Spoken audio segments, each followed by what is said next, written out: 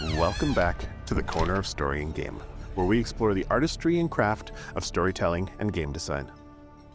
Today I have the pleasure of once again hosting Richard Dansky, a multifaceted creator whose work spans digital games, tabletop role-playing games, and fiction writing.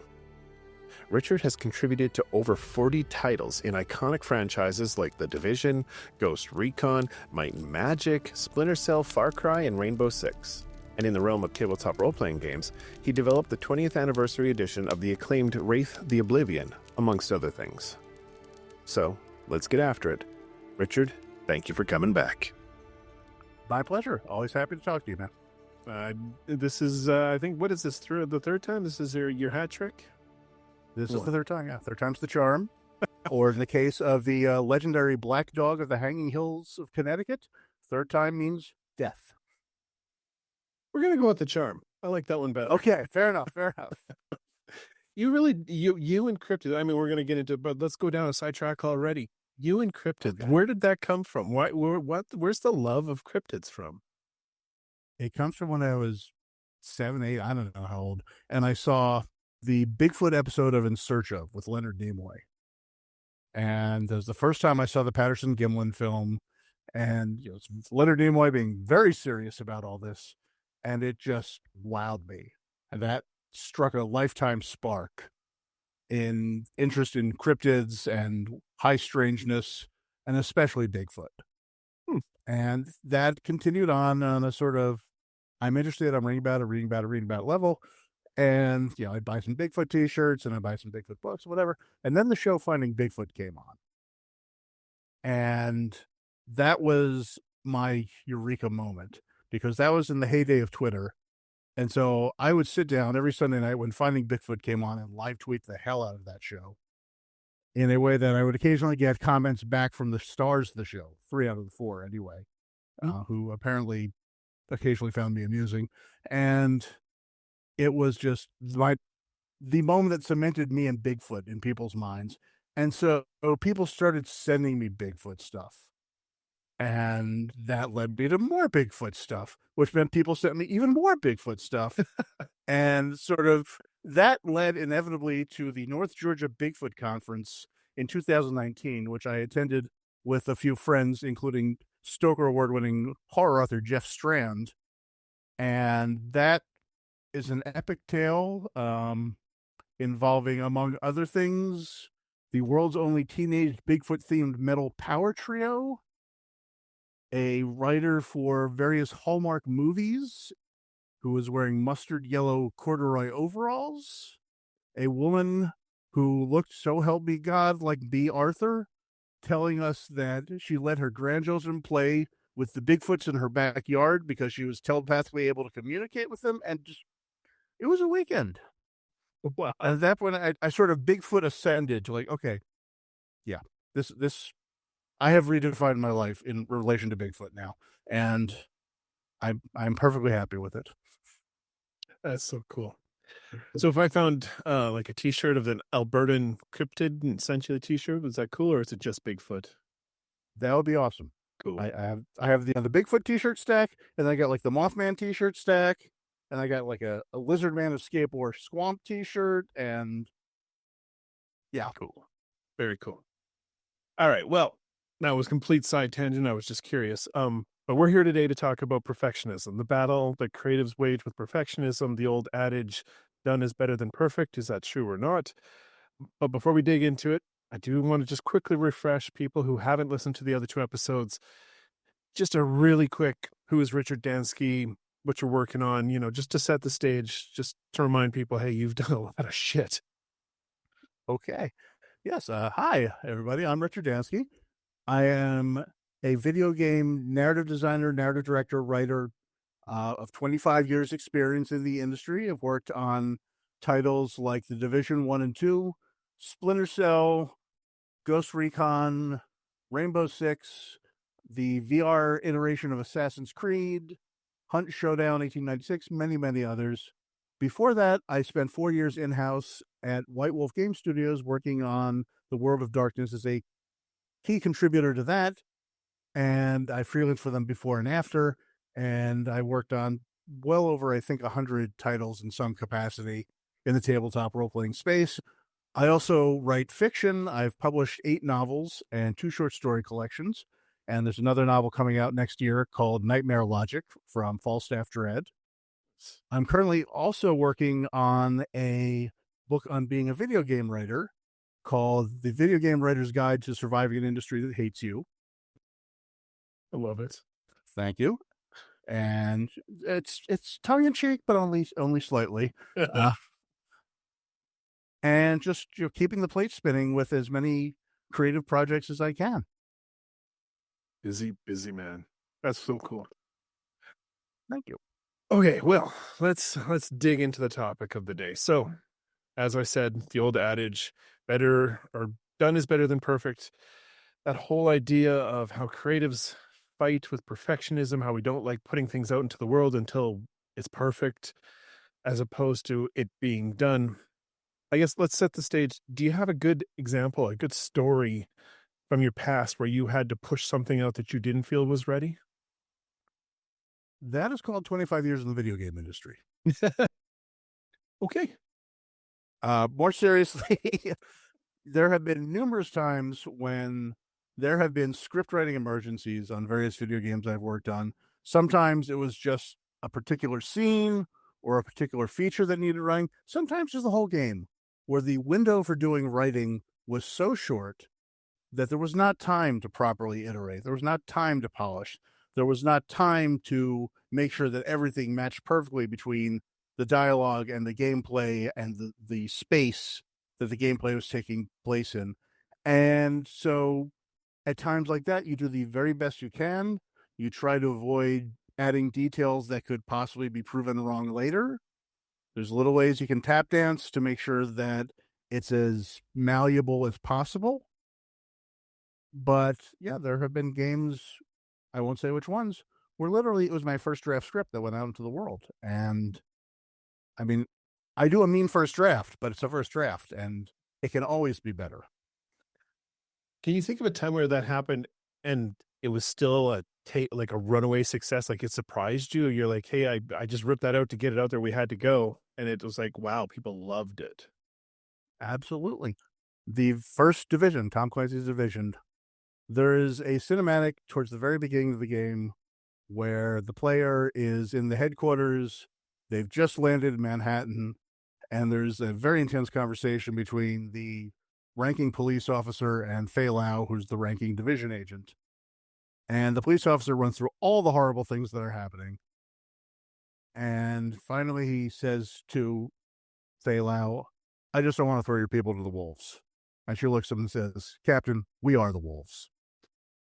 And that moment really got picked up by fans. And the thing is, I wrote that in the mocap studio while the actors were getting into their mocap suits after an insane process of back and forth with the home office in Malmo, whereby there were constant change requests and constant approvals and disapprovals and this and that. And finally, there was no more time left, and the rubber had to hit the road. And I went, okay, this is it. Go. And that line became pretty iconic. So is there something to be said for that intense pressure cooker situation? The constraints of you just got to put it out there. It is what it is. Is there a chance that adds to it and creates those kind of moments? It can create that special alchemy, but you have to beware of thinking, 1, that is repeatable, 2, that is sustainable, 3, that is always the best way to go. There are times when lightning strikes, when the inspiration happens, and the perfect line comes to you, and you just get it out. But far more often, if you're up against the wall and you're tired and you've got no time and you can't iterate, what you're putting out there is not going to be the most polished thing. It's going to be the first thing you think of. And that lightning, those special moments, they tend to come from having let that stuff stew in your hindbrain for days or weeks, so that when the pressure is applied, the diamond gets squeezed out. The larger, okay, you got to do it all now, doesn't afford that kind of possibility. And you're just racing the clock because the For example, the date on the recording session is not going to move. The actors cannot be rebooked. The studio cannot be rebooked. The director cannot be rebooked. And so you have no choice but to slam out whatever you can. And more often than not, it's not the recipient of the quality that a polisher, that time would allow you to give it. That makes sense. On the flip side, can you think of a time where you held on to something too long? Something that should have been put out when it was done and you held on to it to try and make it perfect? Yeah. And this was a very painful, actually, creative process for me. But Wraith 20th Anniversary Edition, I became deeply, deeply invested in making sure that it was absolutely perfect. And part of that was a process where I had writers drop like flies on me. And so I kept on having to pick up section after section after section on my own. And these were sections that I contracted writers because I thought they could do a better job of it than I could. And so I'm picking up section after section, and the clock is ticking, and other horrible things were happening in my life. And just, I became intensely aware of the pressure from the fan base because the book was late and it was getting later. And so it had to be perfect when it came out, which meant that I had to hang on to it longer to make it more perfect, which meant it was even later. And honestly, it got to the point where it was physically painful for me to sit down at the computer and open up those files and work on it, because I was putting so much pressure on myself to make this sparkling, perfect hope diamond of a book. And it was really painful and awful. And, you know, I'm very proud of the book, and I'm very appreciative to Matthew Dawkins, who, when I just, you know, collapsed after running for a marathon and getting to the city gates, picked it up and carried it the last distance to make sure it got out the door. But yeah, but I hung on to that long. I was too worried about making it perfect. And you know, that was a function of not wanting to disappoint the fans, and of being aware of how long it was taking me, and of being afraid of not being the best person to write a particular section. Oversee, yes. Edit, yes. Develop, yes. Make it part of the whole, yes. But do the actual words. I didn't know I was always the right person for that section. And also just the love I have for that material. I want it so badly for it to be perfect. I love Wraith. I will always love Wraith. And yeah, I'm sitting in my office right now with original Wraith art around me. That's cool. But yeah, that was a case where I hung on to it too long. Gotcha. How much of that is a nature of the deadlines or the structure of that format? Like the way that there's that churn and the crunch in video games versus how tabletop traditionally has longer lead times and deadlines that can float out, it seems sometimes. Is that part of the... Well, bear in mind that in most cases, video games are dealing with several orders of magnitude more money involved. Yes. And more people involved, and more deliverables involved, and more dependencies involved. When I did a book of White Wolf, I had a writer who would write, I'd develop, I'd pass it to the editor would copy edit, it would then go to the layout artist, and we'd have a book. That's a relatively straightforward and simple process. If I change a line in a shooter video game, I need to talk to mission design, I need to talk to audio, I need to talk to a voice director, I need to get an actor, I need to get a studio there to record that line, I need to talk to the scripter to get it inserted into that line, I need to talk to localization to get it translated to however many languages going into, and on and on and on and on for a single line of dialogue. Mm-hmm. So it is such a widely disparate set of experiences. And yes, the deadlines are a little more flexible generally on the tabletop side, because there are fewer people involved, fewer dependencies involved, and I'll be blunt, fewer dollars involved. When you're a part of a massive, many, many, many $1 million machine like a AAA video game title, every delay is potentially calamitous because your being late screws up other people's deliverables. And so there's also the fact that generally writing is the discipline that is afforded the least flexibility in things like that, because at the back end of the writing process is the recording. And that is locked down. Those studio dates are recorded, are contracted and signed, sealed, delivered. Those actors are scheduled and locked in, and they cannot be rescheduled except at great expense and possibly not for months because they've got other things on their dockets. So the back end cannot move. In the meantime, all the stuff that leads to you being able to write, that can slip. And it often does slip. And a week here, and a week there, and a week there. And suddenly your writing time's been cut in half. It's been cut in more than half. And you are up against the wall. Throw in the fact that a lot of video game companies do not really have good feedback and approval loops for narrative stuff. And I've seen good ones, I've seen bad ones. Obviously, I talk to people in the industry, but there are games that people worked on where they've had to get approval from people for scripts or story elements. And those people had a lot of different responsibilities. And the story stuff got backburnered, which meant that ate into the writing time even more. Or it was critiqued from a point of view that didn't necessarily look at the entire narrative structure of the game, but instead just focused on a very small slice and didn't understand it was bigger part of the whole and all that. And so all these things chew into writing time. All these things chew into revision time. And so if you're going to be a professional video game writer, you have to be really good at churning out a lot of stuff really fast. And you have to be good at self-critique. And it's also a matter of survival, finding people on the team who you can bounce stuff off of, who will give you good, honest feedback that you can act on quickly. That's not addressing the other aspect of Richard Dansky, the big novelists.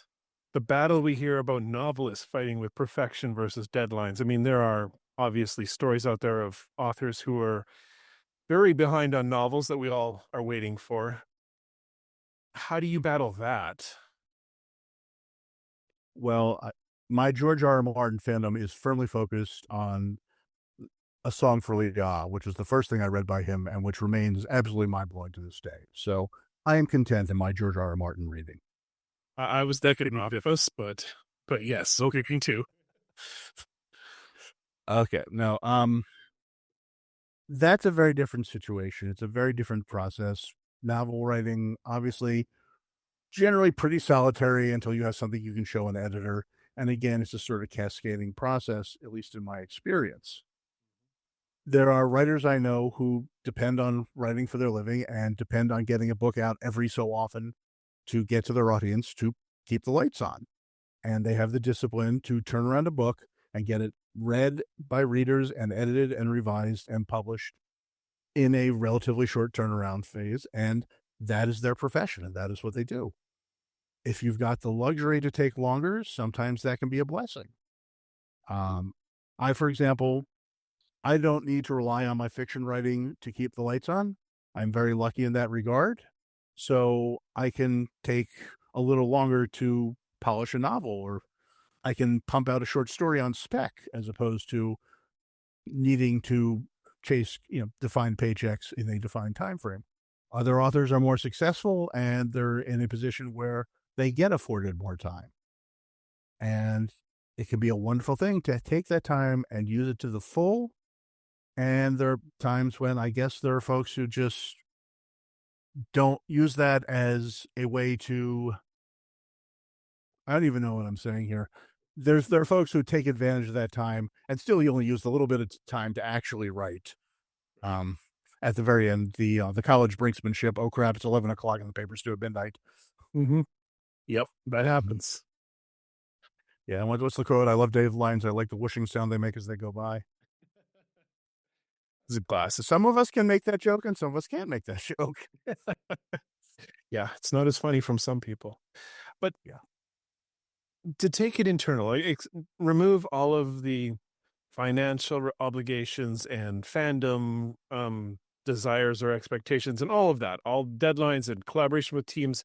As a creative individual, in art school, I had an oils instructor, this wonderful German lady, who told us the hardest part of being an artist is knowing when the last brush stroke is laid down. It's so, Mhm.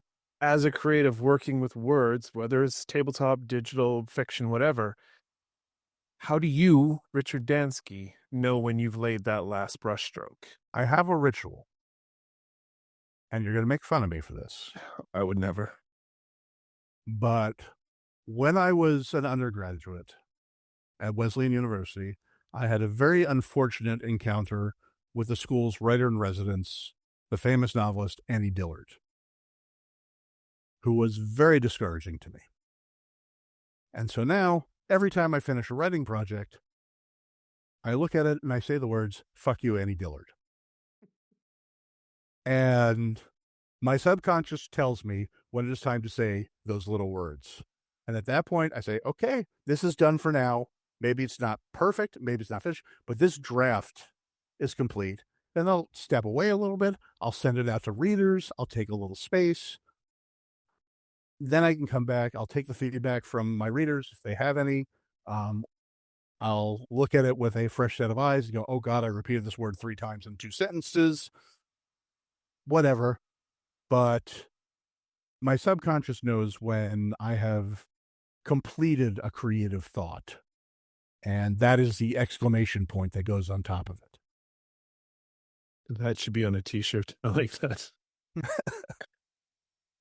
That has to come from somewhere. I guess maybe it's just from experience and just putting down those million words you're supposed to put down or whatever it is. It's just that ability to know and say, okay, this is done. It may not be perfect, but it's done. That, I guess that's the crux of it.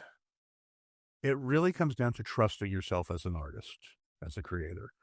If you know your work well enough, if you know your craft well enough, you can have part of you sort of look at it with dispassionate eye and say, yes, this is a complete, coherent thought. No, this is not. It still needs something. Or it's time to say, this needs something, but I'm not going to find it right now. Let me get it in front of other people. Let me think about it, and then I'll come back to it. But that comes from knowing your craft and having experienced craft, knowing yourself as a writer or a creator in any other medium, and trusting that your output, that your craft, your skill has produced something that is deserving of that. I like that. You poke fun at deadlines, but honestly, what is your opinion on deadlines? Because I was a journalist for a long time, and deadlines were my best friend. I loved deadlines. I think reasonable deadlines are fantastic. I think they provide structure. They allow you to schedule your writing.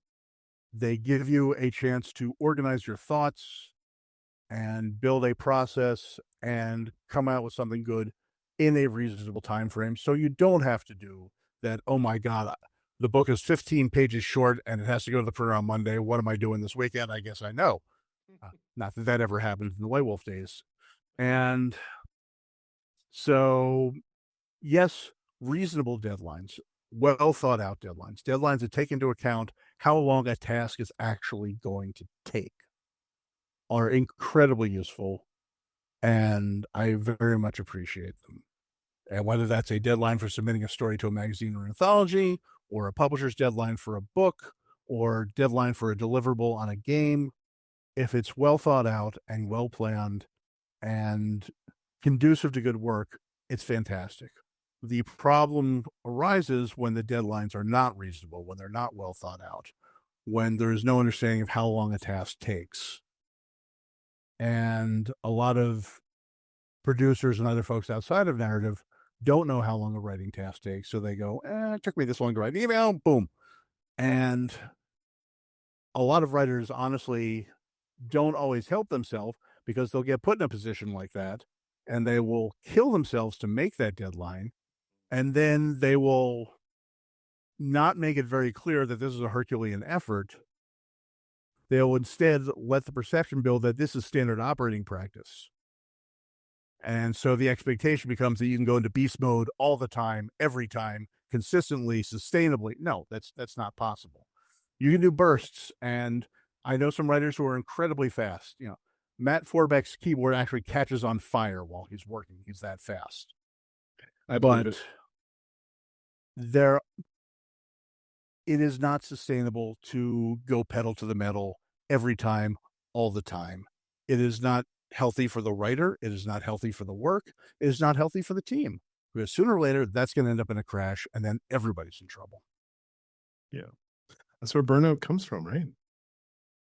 That is one of the key sources of burnout. If you are pushed to your limits consistently with no time to recover, the tank goes dry.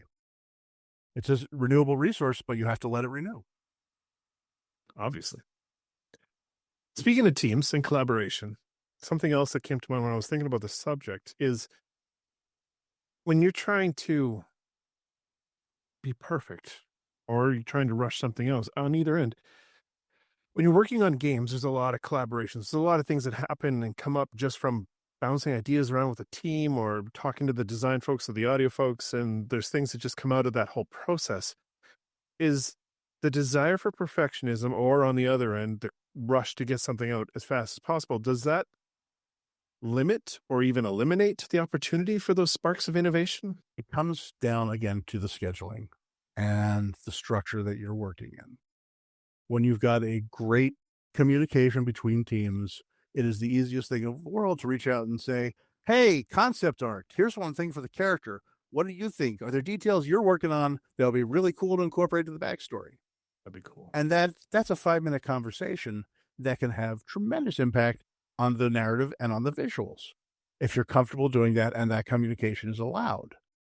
If there is time built in for you to explore and collaborate, if there's time to look at the larger whole and say, okay, it's not just the words. What can we do with visual storytelling? Let's talk to level design to tell the same story in a different way. Let's talk to audio that we can tell the story using their techniques and their skills and their unique abilities. And let's build something bigger that's all of us.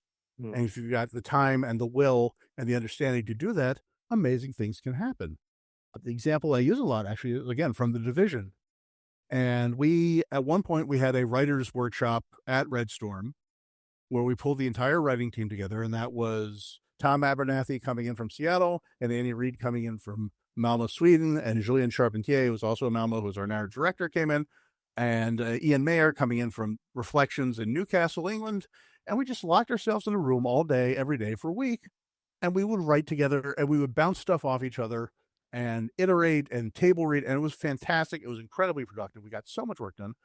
Late in the week, some of the guys from the art department came down to talk to us.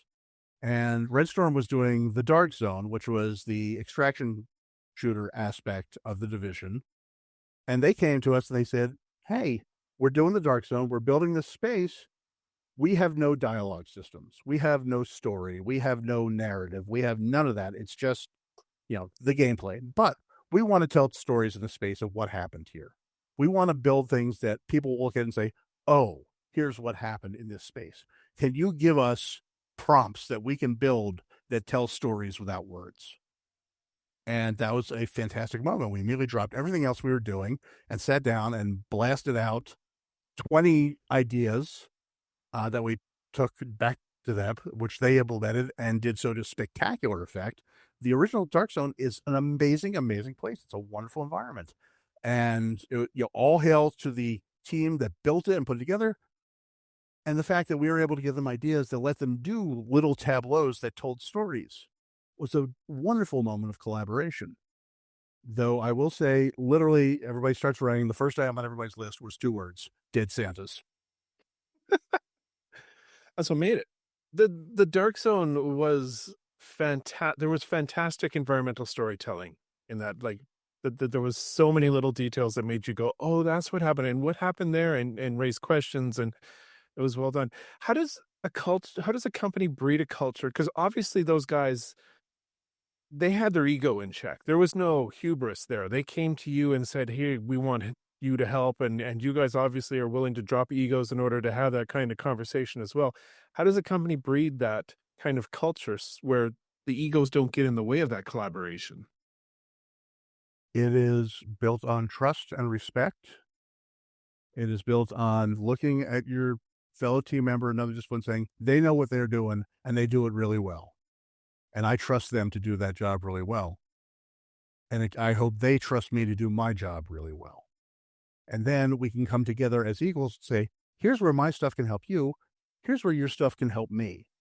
And if you have a healthy situation on the team, in the company, where you have people who feel secure, where you have people who trust their own abilities and their teammates' abilities, where they're given the free reign, I'm not going to say, you run wild, but the option, the space to say, hey, let's do something in addition that's really cool. Let's build on what we're told to do and make a little more in a way that is not running off into the weeds, a way that is not massively expensive, a way that's just taking advantage of the skills that are there to create something that neither side could do on their own. And that is a wonderful, wonderful experience. I've had so many great experiences like that on so many teams in so many studios over the years.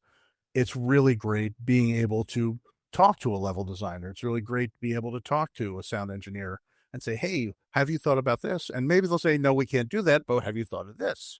Or they'll come to narrative and say, we really want this sort of story element, or we want this visual in the game. Can you explain it? Can you give it context?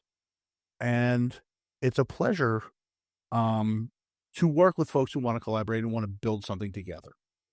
But it all comes from trust and respect and having the time to interact in a healthy way.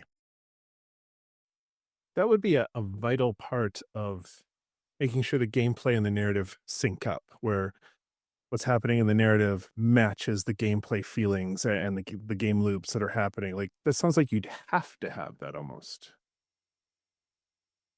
I am a big, big, big believer that the ancient battle between narrative and gameplay is complete and utter bullshit. I love it. I firmly believe that narrative and gameplay are two aspects of the gameplay experience which we provide the player. That narrative supports and provides context for and drives the player forward in the gameplay.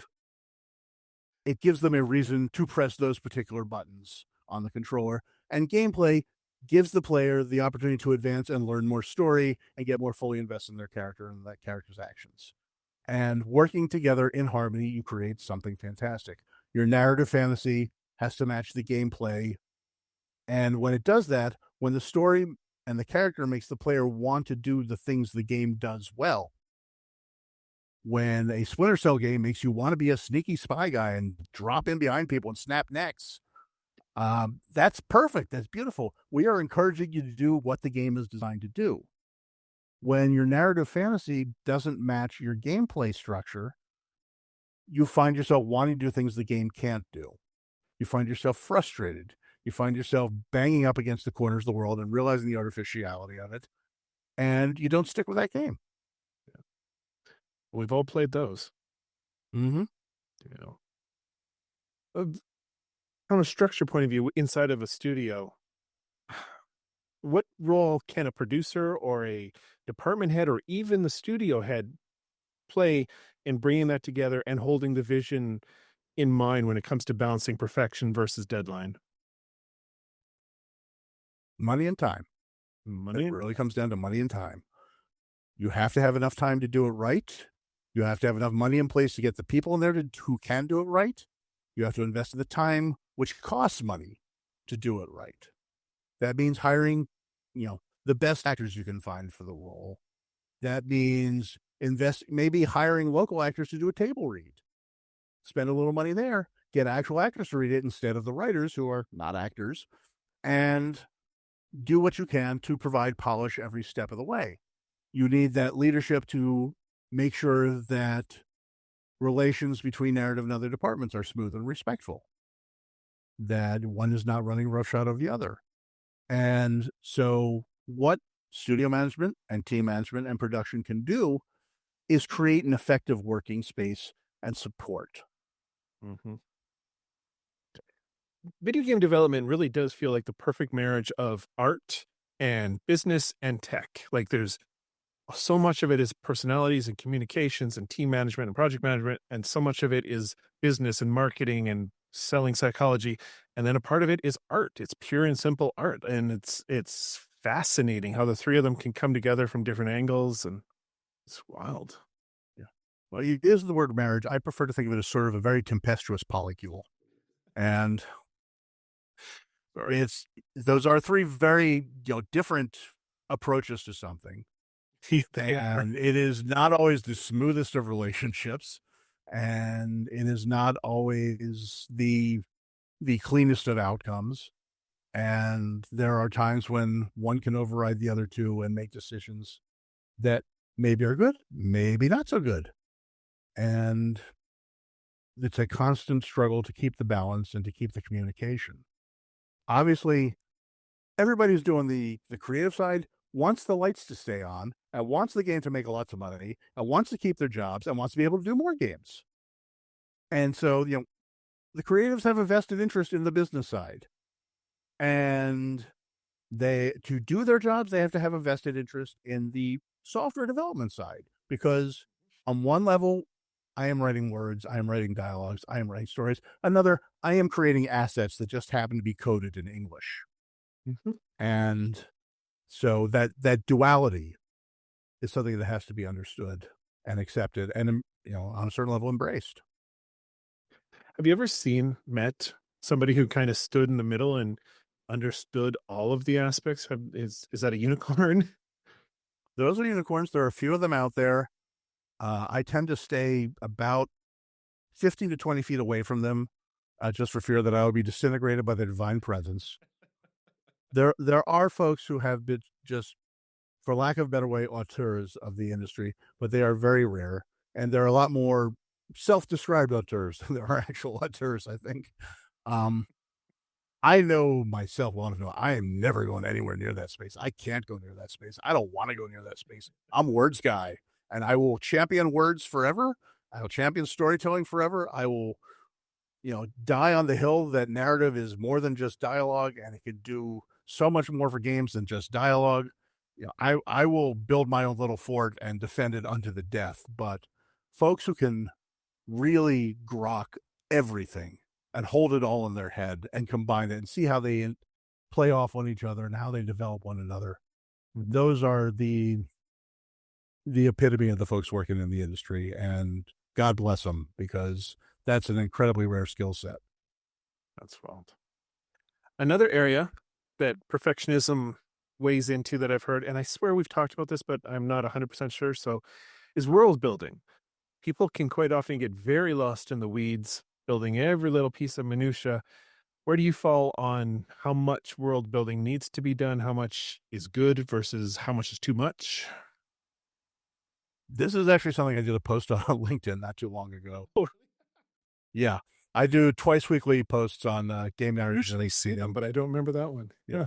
It was probably about 2 months ago. But I am a firm believer that your world building needs to be built on the principle of, what are you going to use? What do you need to know? That does not mean everything has to be player facing, but everything that you build right now has to be useful.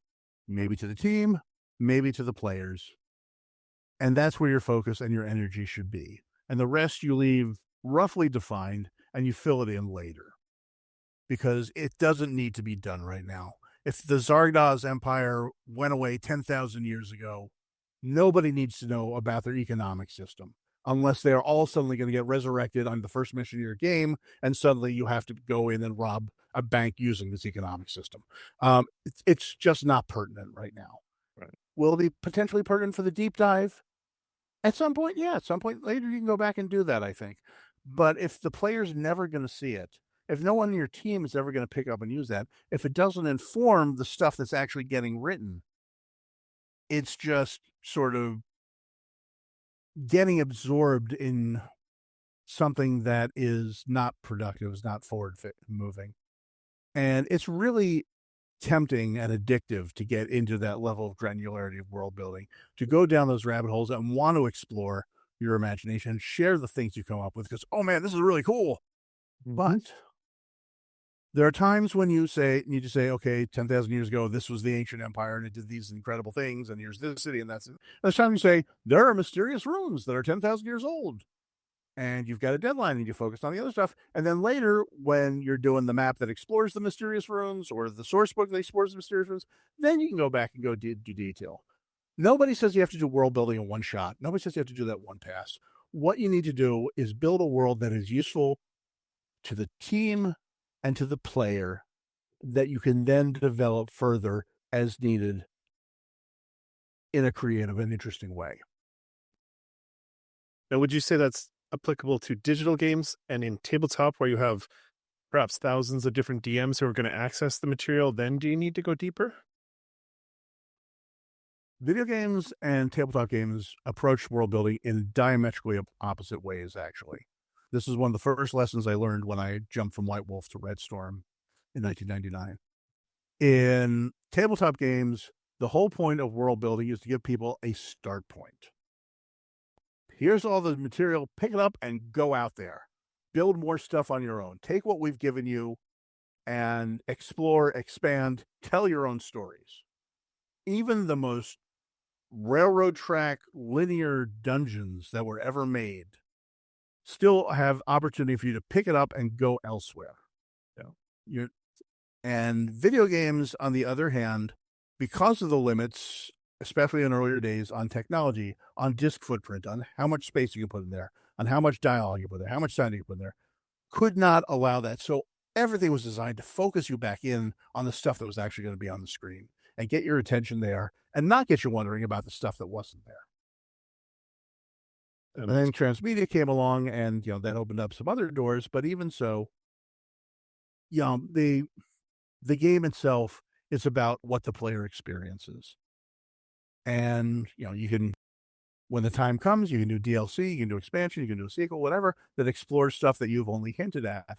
But it doesn't all need to be made at the same time up front. Doing that and hanging on to your world in a way that you're not going to let it go until everything is filled in, until every corner of the map is colored in, is, I think, damaging in certain ways, because that keeps your teammates who need that material to do their jobs from getting their hands on it. That takes time out of their schedules. That keeps them from being able to iterate and create. And the more detail you put down, the more you're taking away possibility from other folks.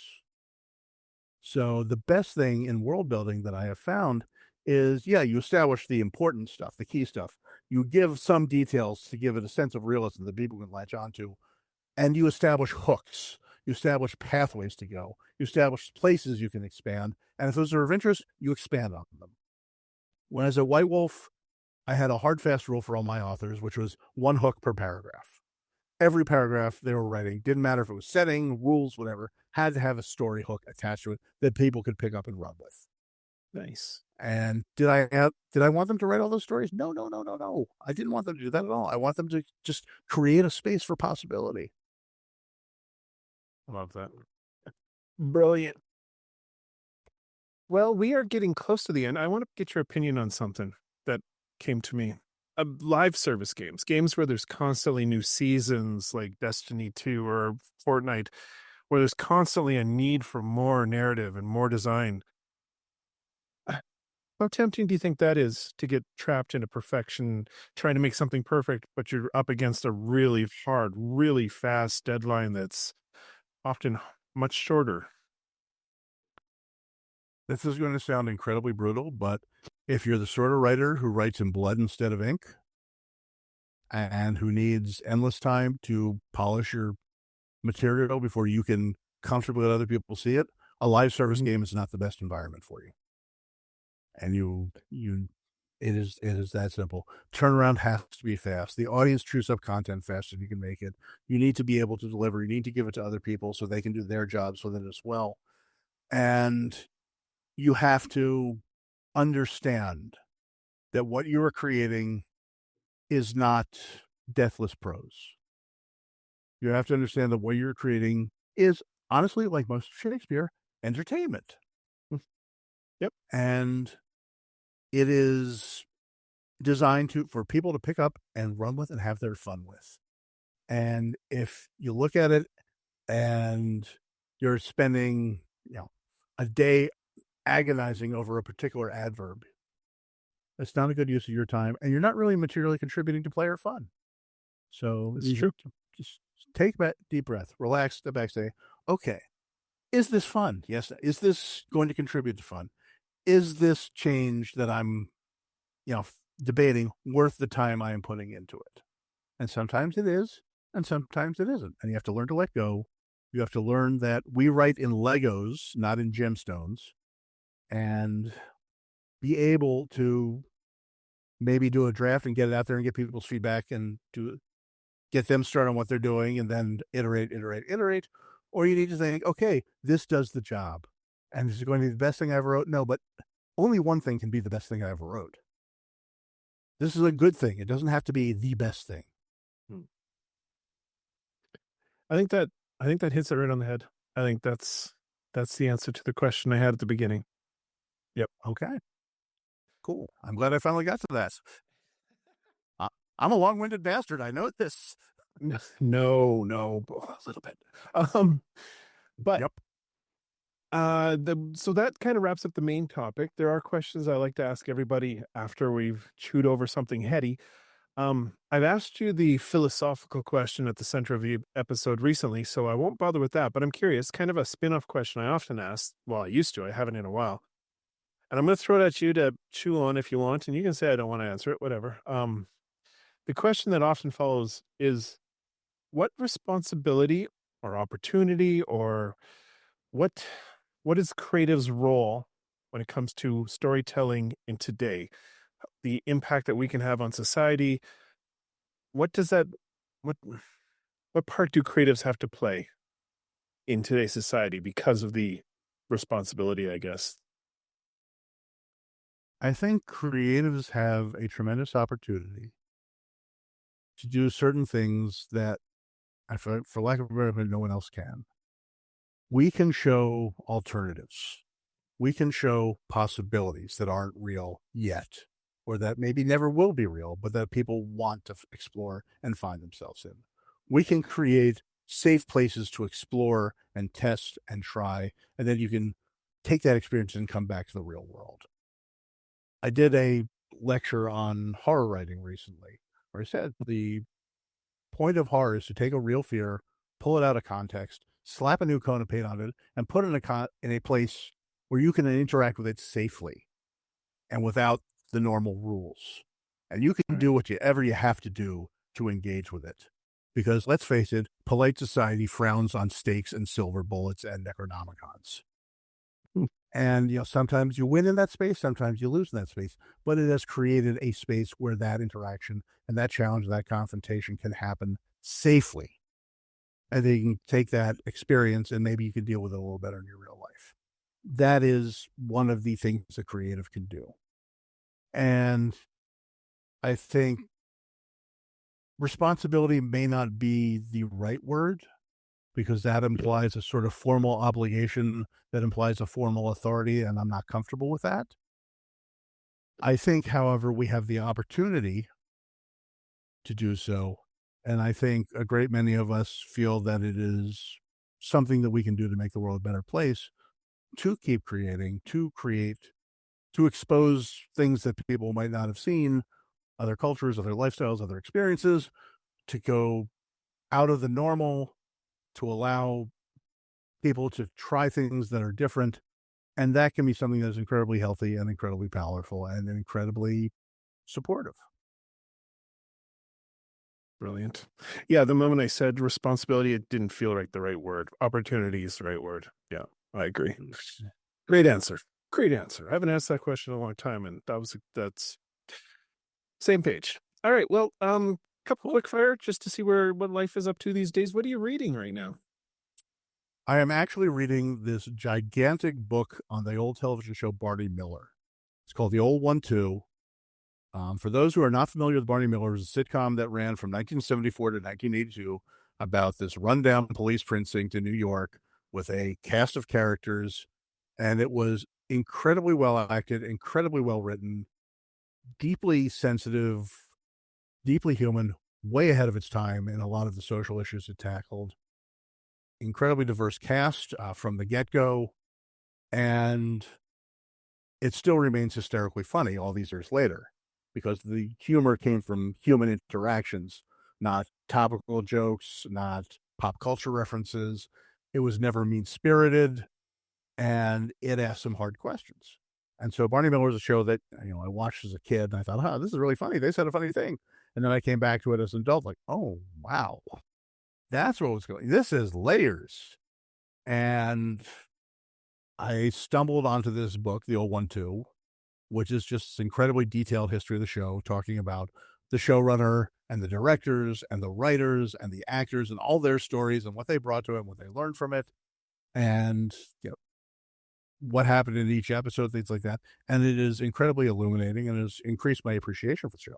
It's a gigantic book, and I don't recommend starting it unless you're seriously into Barney Miller, but it's really been a very rewarding read. I'll have to check that out when I get a little further down the stack here. What are you playing these days? So I'm taking a little diversion out of video games right now. The woman I am seeing is an avid board and card game player. Nice. And she is introducing me to all these board games and card games that I have never seen before. And so I am just following along behind her as she cuts the trail through the jungle of games and leads me into the wilderness that I have never explored. And it is fantastic. It's really a lot of fun. And I'm seeing stuff that I never would have found on my own, that I never would have an opportunity to play on my own, and really enjoying it. And it actually inspired me to really, push again at the card game that I created tongue-in-cheek many years ago, and drag that out of mothballs and resurrect it. And I took it to Gen Con and play tested there, and people really enjoyed it. And so who knows, maybe something will happen. Fair. But she said she insisted on looking at the rules, and she looked in, and in 5 seconds she had solved the one lingering rules problem that I had. Okay, you're smart, right? Yeah. Okay. She sounds amazing. Good for you, man. That's cool. Thank you. Yeah, she is fantastic. Okay, last quickfire. What if you were to make a list of, say, 3 films that every writer or designer needs to watch? What would they be? Ooh, okay. So for writers, start with Casablanca, then go to The Lion in Winter. I don't know that one. Lion in Winter is about an English family Christmas in France, except the family's the Plantagenets. And it's Henry and Eleanor of Aquitaine, whom he has let out of jail for the occasion, and Richard and John and Geoffrey, and King Philip of France comes to visit with them. And there is backstabbing and murder and wit, and it is a glorious, glorious film. And it's Anthony Hopkins' first role, I believe. I think it's Timothy Dalton's first role. Peter O'Toole plays Henry. Katharine Hepburn, I'm pretty sure, won an Oscar for Eleanor of Aquitaine. Just the most savage writing I have ever seen in a film. Nice. And for a third, okay, I'm going to go completely out on a limb here. I would recommend a movie with absolutely no dialogue whatsoever. Sasquatch Sunset. Because as goofy as the premise seems, and as slapsticky as it is at the start, and the fact that there is absolutely no dialogue whatsoever, apart from Sasquatches making Sasquatch noises, by the end of the movie, it is emotionally gripping, and the final scene is heartbreaking. Really? And it tells, with those tools, it tells such an emotionally powerful story. And it teaches a lesson of minimalism, and it teaches a lesson in how to tell a story that isn't wordy, that isn't explicated. And if you ask me tomorrow, I'll come up with 3 different movies. That's what I've got right now. That sounds like a movie narrative designers need to watch. Yeah, and level designers, because a lot of it's environmental storytelling. There you go. I want to watch that one too now. Well, that's it for the questions. I do like to open up a little space. Is there anything you'd like to promote? Anything you're working on you want to talk about really quick? Or where can we find you online to keep up with the latest? Well, like I said, I do the twice weekly posts on LinkedIn on game narrative and game writing. I'm active on Blue Sky because everybody else is now. And on Instagram, I have a website that I don't update nearly as often as I should, but it's out there. And I do a lot of readings around the central North Carolina area. So if you're ever this part of the country and I'm doing a reading, please stop by, say hello. I've got an appearance this weekend in Morganton and a library festival there. And then December 7th, I'm doing a reading in Wilson, home of the Vol Simpson Whirligig Park, which is awesome. And if you haven't looked it up, you need to. But it is fantastic, and it's like nothing you have ever seen before, I promise. But yeah, I am lucky in that I've got a whole lot of plates spinning. I just had the audiobooks come out for Vaporware and Firefly Rain. I think the narrators did a wonderful job on those books. I've just sold a story to Space and Time magazine. I've got a story that'll be appearing at Pseudopod soon called Last Supper, which is a sequel to my story Licking Roadkill that appeared in the collection of Meeting in the Devil's House. I've got the novel coming out next year. I've got another novel that I'm shopping around. I've got the game writing book I'm working on. I've got the card game. And yeah, occasionally I sleep, but yeah, I don't think you do. No. I'm probably oversharing here, but I'm actually going through sleep therapy right now to actually get some goddamn sleep. Good. That's good to hear. It has been a very rough year of the sleep front for me. Wow. Well, I'm glad to hear that last one. That's good. But wow, you got a lot going on, my friend. I will include links in the show notes and description so people can find you and follow along and support and pick up your stuff. I can't wait for the book on game writing. That one I'm looking forward to. Well, thank you. I am closing in on halfway done on that. It's due in February, so I think I'm making decent time. Though I do need to sit down and just have a few more complete hammer down days. But I was on a writing retreat last week with some writer friends of mine, and I would have every day I just busted out a full chapter, and they were looking at me like, how are you doing that? I'm like, well, I've been writing this book for 25 years. In a very real sense, I have. So this is just me putting the words on page that I've been thinking about for a quarter of a century. Yeah. You did a lot of the writing ahead of time. Mm-hmm.